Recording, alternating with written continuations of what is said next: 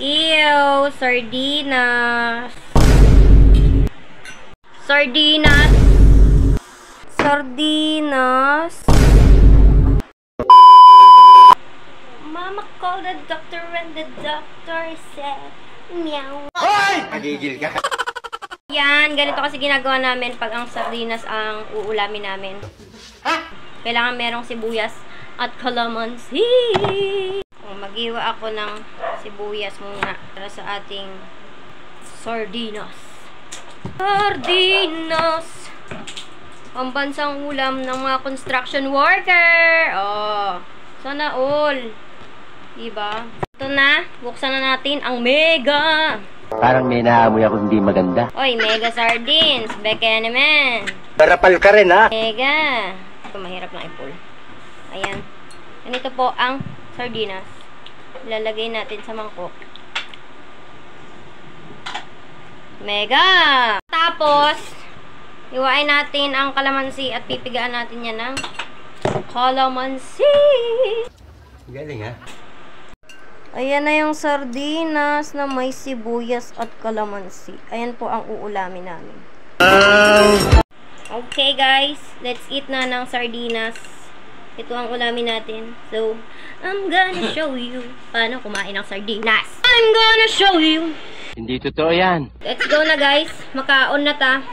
Ulam natin ay sardinas.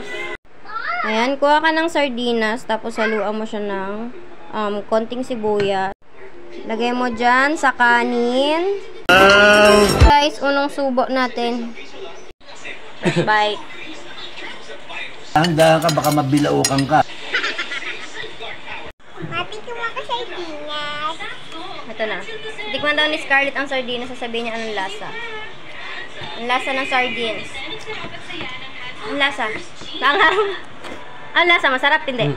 Masarap na, pero mahal. Pwede na! Guys, napanood nyo na ba si Tito Mars? Yung kumain siya ng sardinas. Alam nyo ba guys, na yung sardinas, ito yung madalas na binabaon o inuulam ng mga construction worker. Paano masabi? Tsaka maraming naitawid na gutom ang sardinas. Sa isang lata lang ng sardinas, marami na yan pwedeng kumain. Pwede kasi yan sabawan tapos haluan ng gulay. Ng mga talbos, papaya. Madalas na hinahalo yung sardinas sa mga ginisa-ginisa. Ginisa-ginisa. Hindi totoo yan. Pero alam nyo guys, hindi nyo pwedeng masisi si Tito Mars or hindi naman tayo, pwede tayo mainis kasi nakakainis naman talaga yung pag-uugali na gano'n na, ew, ka diri, masyadong kaartihan. Patsakang kita mukha eh. Pero tanggapin kasi talaga natin na merong mga tao na hindi talaga nakakain yung mga ganong pagkain. Katulad ko po kumakain ng baka at saka ng tahong. Simula nung bata pa talaga ako, hindi na po talaga ako kumakain ng baka. Sabi ng mga tao sa akin, kung alin pa daw yung pinakamasarap na karne, yun pa daw yung ayaw kong kain. Pero hindi po talaga ako kumakain ng baka. Tinry ko naman pong tumikim, tinry ko pong subukan. Sige nga, subukan mo. Hindi ko po talaga kaya, hindi ko po makaya. Amoy pa lang, alam niyo na. Ganun talaga yung mga ganong pagkakataon na merong taong hindi kumakain ng ganito. Katulad ni Tito Mars, ayaw niyang kumain ng sardinas kasi hindi niya maatim yung ano. May mga ganon talagang tao. Ako nga po tumira po ako sa bundok. Namatayan po yung lolo ko, si ama, ng baka. Isang linggo na puro baka yung ulam nila sa bahay. Sana all. Pero hindi po ako makakain ng ulam nila kasi nga, hindi po talaga ako makain ng baka. Lahat naman tayo, may tinatagong kaartihan. May mga pagkain talaga na inaayawan tayo. Ayaw natin kain. Pero ang sardinas, kumakain po ako ng sardinas at gustong gusto ko po ng sardinas. Pwede na!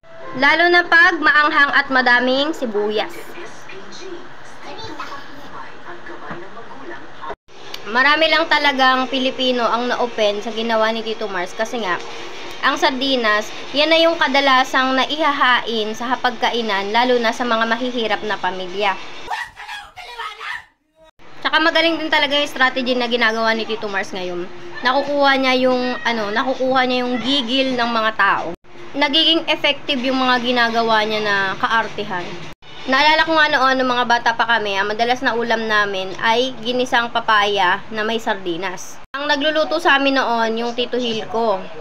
Kasi, noong mga panahon na yon, walang nakakapag-asikaso sa amin na mga magulang. Kasi medyo magulo yung takbo ng pamilya namin noon. Palaging ganon yung ulam namin.